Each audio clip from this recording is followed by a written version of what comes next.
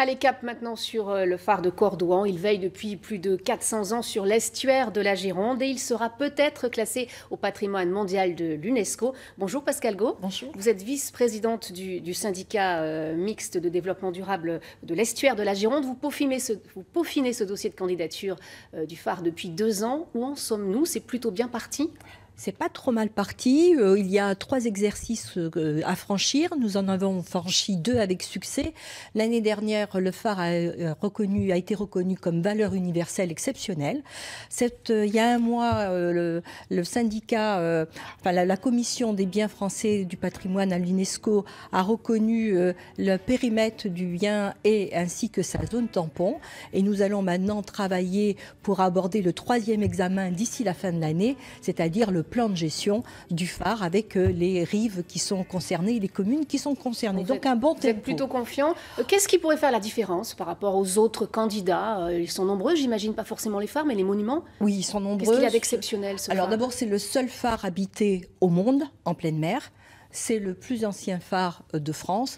Et puis, comme on dit, c'est le roi des phares, le phare des rois. Il a une symbolique historique immense et il a un aspect technologique immense aussi. Alors, le classement de l'UNESCO, ça n'ouvre droit à aucune subvention particulière. En revanche, c'est une belle vitrine, c'est-à-dire qu'il y aurait plus de monde qui pourrait visiter ce site. Il y aurait plus de monde sur la durée, sur l'année, parce que nous avons les contraintes des marées, nous avons les contraintes du fût, parce qu'il y a des normes de sécurité, on ne peut pas accueillir beaucoup plus de personnes.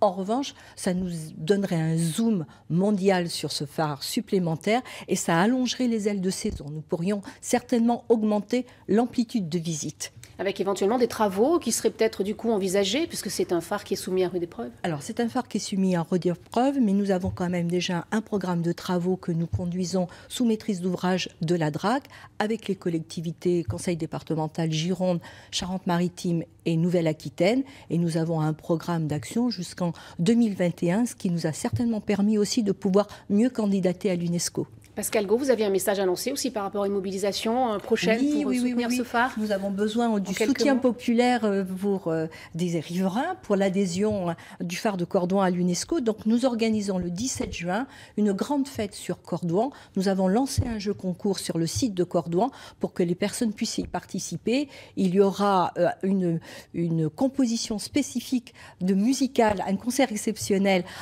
dont la partition est en forme de phare. Il y aura des visites. Il y aura des concerts, il y aura des balades. Et Merci beaucoup. Ça sera le 17 juin. Voilà.